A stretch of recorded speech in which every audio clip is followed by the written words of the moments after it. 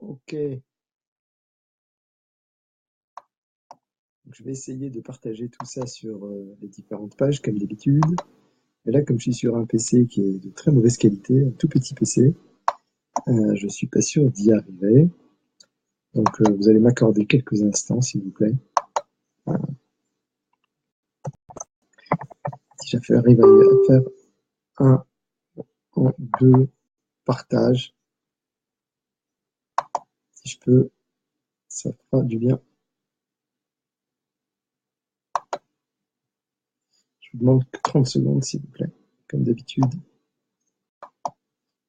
Non, il n'y arrive pas.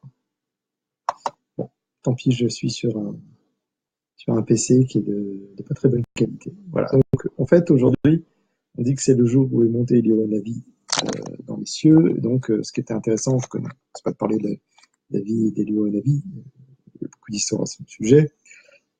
Également, Eliyahu Hanavi, c'est Pinhas. Pinhas qui était dans le désert et qui a tué les gens qui s'est donné à la débauche et à l'idolâtrie. Mais on va plutôt faire un petit texte qu'on lit. Merci Carmen. Donc c'est un texte qu'on lit dans les synagogues séfarades et dans certaines synagogues ashkénazes également, et qui est un texte en fait qui est attribué à Eliyahu Hanavi, qui est dans le Tikkun Zohar, et qui est quelque chose de fondamental pour la compréhension de ce que c'est que la divinité. Donc je ne vais pas faire des grandes théories. Moi, je me base pas sur la chassidoute comme certains, je me base sur des livres comme le Tikkun Zohar, comme la Kabbalah, de nature yerushalmite, c'est-à-dire de Yerushalayim, et de tout ce qui a été fait après par le Harizal et ses élèves, jusqu'à ce qu'on appelle Maran Arashash, Rabbi Shalom Sha'aravi, et qui en fait ont pris la suite complète des écrits du Harizal à travers son élève principal qui était, comme je l'ai dit il y a quelques semaines dans un des cours, le 5 Av, en fait c'était Rabbi Chaim Vital, qui ensuite a fait transmettre à son fils, Rabbi Shmuel Vital, etc. Donc en fait, le Patah Eliyahu Hanavi, on le lit en 3 prières. On commence par ça, ou bien à d'autres moments, à Tikkun Hatzot, etc. On dit ce Patah Eliyahu Hanavi, et ce Patah Eliyahu Hanavi, il est quand même très, très important, parce que dedans, il y a le fondement, en fait, de la pensée de ce que les Juifs pensent de Dieu, entre guillemets, Dieu. Ça veut dire tellement de choses que je préfère pas trop utiliser les mots en français parce qu'ils sont pollués par la pensée non juive. Patah Eliyahu Hanavi Zachor Letov Ve'amar Ribon Almin De'an Tuhad Ve'la Behushban. Donc, Eliyahu Hanavi commence sous forme d'une prière et il dit, donc au début, l'Akdama du Tikkun Zohar, l'Akdama 17, l'Akdama, pardon, à l'entrée, au début du Tikkun Zohar, il dit Eliyahu Hanavi a commencé à donner le shfar, c'est-à-dire les louanges d'Akadosh Baruch Hu. Il a dit Ribon Almin, maître des mondes. De qui s'agit-il? On va voir, je vais vous expliquer. Des Antuhad Vela Behushban, qui est un et pas en nombre. C'est-à-dire, si j'ai un nombre 1, je peux avoir 2, je peux avoir 3, je peux avoir un demi. Donc un nombre, je peux le multiplier, je peux l'agrandir, je peux en mettre plusieurs. Après 1, il y a 2. Et à l'envers, je peux découper en petits morceaux. Je peux faire de la dichotomie. Et donc là, il dit non, Akadosh Baruch Hu n'est pas de la même manière. Alors, de qui s'agit-il? Donc, Eliyahu Hanavi commence en donnant du shvar, des louanges à qui? Au Créateur. Quand il dit et bon almin, c'est-à-dire maître des mondes, il parle de qui? Il parle du Créateur. Il parle du Créateur, mais il ne parle pas du Créateur dans son essence, parce que le Créateur dans son essence, on n'a pas le droit d'en parler. On n'a pas le droit d'y penser, on n'a pas le droit d'y réfléchir. Donc, il ne parle pas de l'essence du Créateur. Il parle du Créateur tel qu'il se révèle dans la création. Ce qui n'est pas exactement la même chose. Je vais vous expliquer en quelques mots. En fait, le Harizal a quelque chose de génial qui s'appelle le Tzimtzum. Le Tzimtzum, c'est quoi? C'est que avant la création, il n'y avait que le créateur. Et après la création, le créateur n'a pas changé, mais est venu à l'esprit, entre guillemets, la volonté de créer. Simplement, sa force est incommensurable. On appelle Ensof, c'est pas un nom, c'est comme un attribut. Il n'y a pas de nom. Quand je donne un nom à quelque chose, je le limite. Donc, c'est pas vraiment un nom. Parce qu'on ne sait pas dire autrement. Donc, on dit un mot qu'on appelle Ensof, sans limite, mais c'est pas un nom. Et donc, le créateur a décidé de créer un monde. À partir de ce moment-là, il fallait que sa force, incommensurable, soit acceptable, supportable, par une créature, quelle qu'elle soit.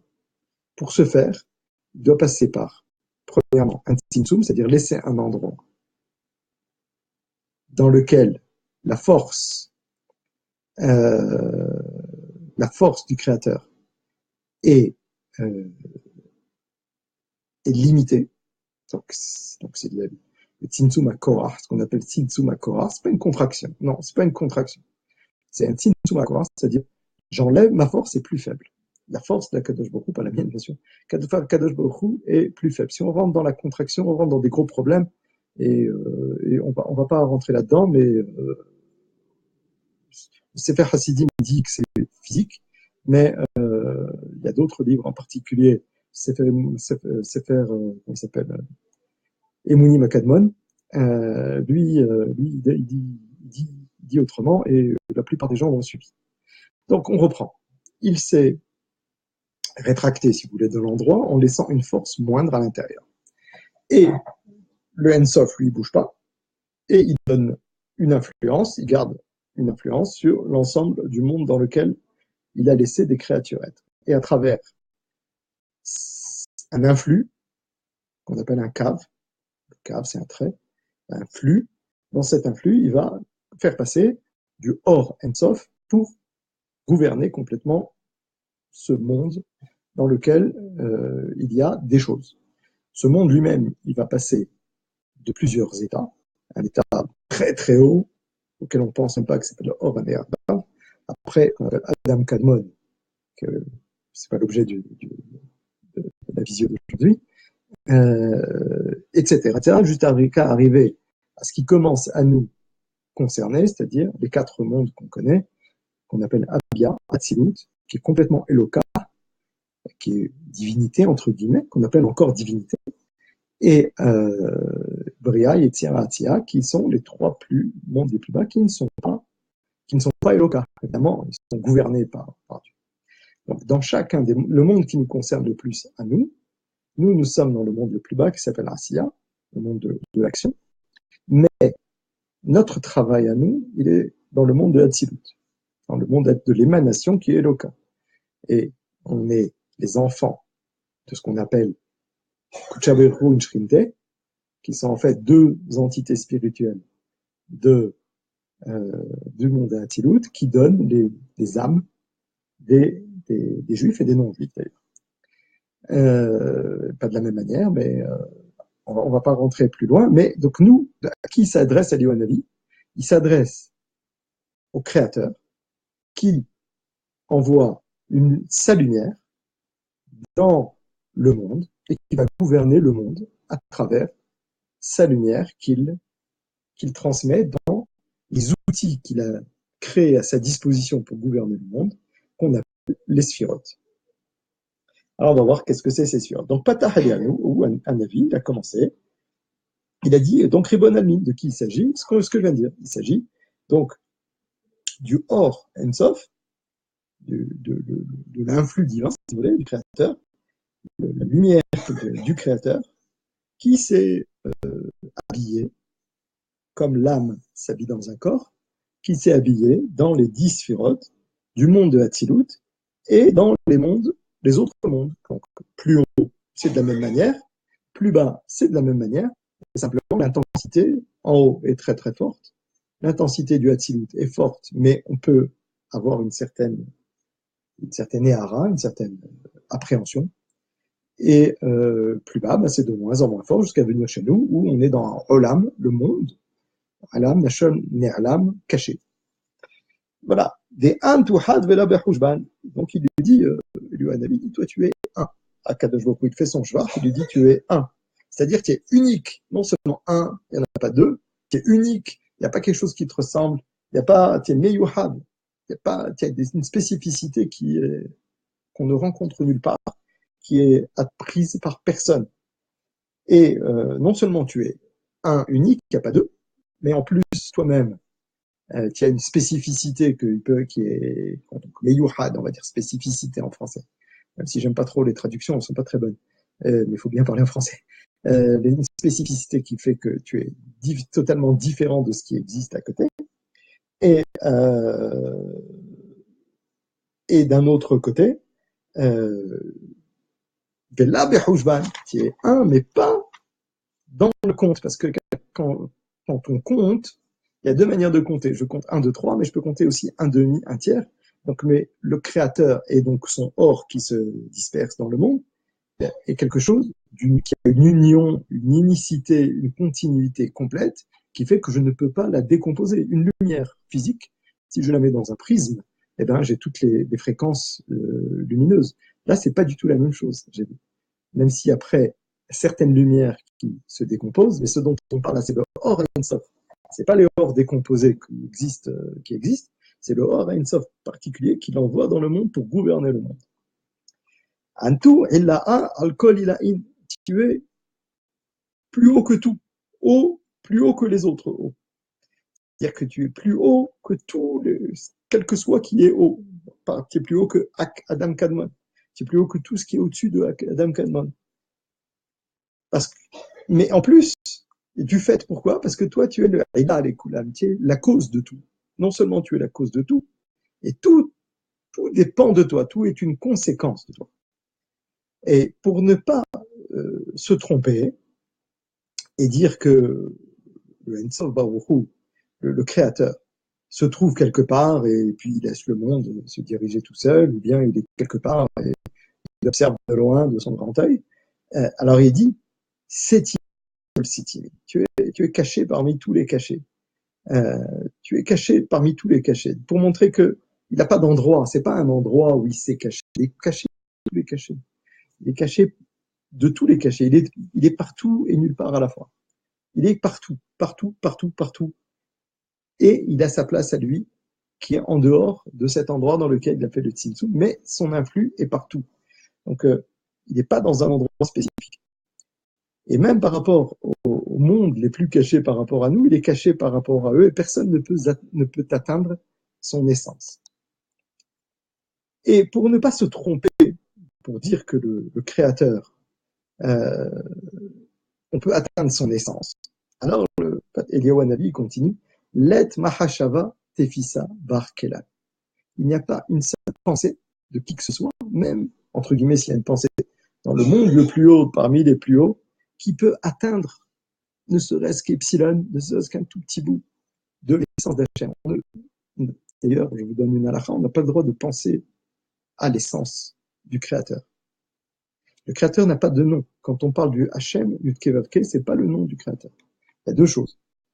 Dans le monde Atzilut, dans le monde de l'émanation, celui auquel nous pouvons atteindre, mais qui est le plus haut auquel nous pouvons atteindre, qui est très très haut par rapport à nous, on peut atteindre des entités qui sont dans ce monde de Atzilut. On peut les atteindre, et cette entité-là qui s'appelle Zahir Anpin, enfin, c'est pas important, elle a un nom. Son nom, c'est Yud Kevavke, c'est le nom de Dieu. Par contre, le Créateur, lui, il n'a pas de nom. Parce que quand je donne un nom, je le limite. Donc il n'a pas de nom, mais il a un attribut. Cet attribut, c'est Yud Kevavke. Pourquoi? Parce qu'en fait, quand on décompose ce Yud Kevavke, si on le met 3 fois, on va avoir Aya, il était, donc avant la création du monde, il était. Il existait avant que le monde existe, puisque c'est lui qui l'a créé. Donc il a créé le monde, et il était bien avant. Rové, il existe maintenant, et il n'a pas changé par rapport à ce qu'il était avant la création du monde. Veillez, et quand il voudra détruire le monde, parce qu'à un moment il va vouloir revenir détruire le monde pour les raisons qui lui appartiennent, veillez, et il sera toujours existant après la création du monde.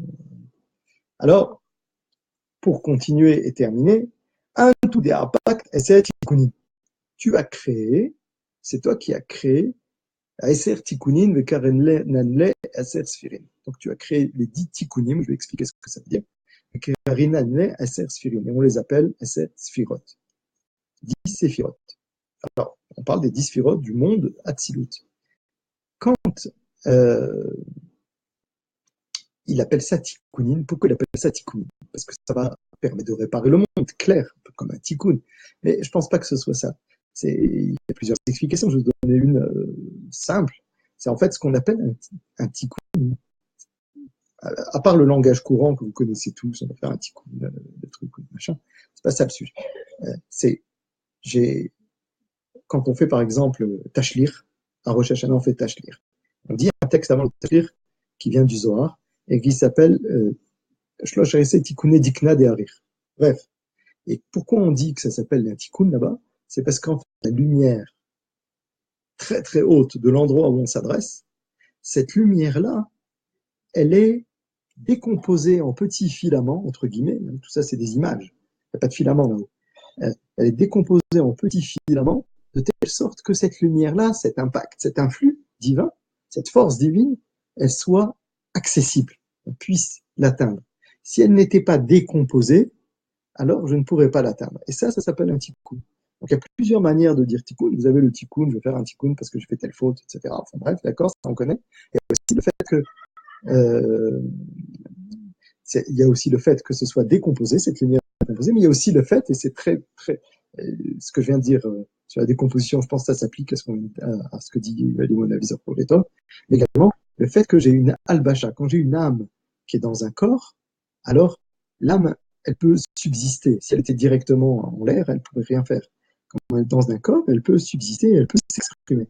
De la même manière, cette lumière, elle est dans un keli, dans un ustensile, dans un vase. On dit, en français, quand on fait les bonnes traductions, on dit un vase. Alors, elle est dans un vase, et ce qui permet à cette lumière d'être accessible à l'être humain. Un peu accessible. On peut avoir un impact de cette lumière. C'est à travers cette lumière que Hachem va diriger le monde. Et donc, quand il a fait ces Eser Sfirot, il a créé des outils pour diriger le monde. Bekarin Nanle Eser Sfirot, on a fait les 10 Sfirot, Lehan Haga Beon Almin Setimi, pour diriger le monde.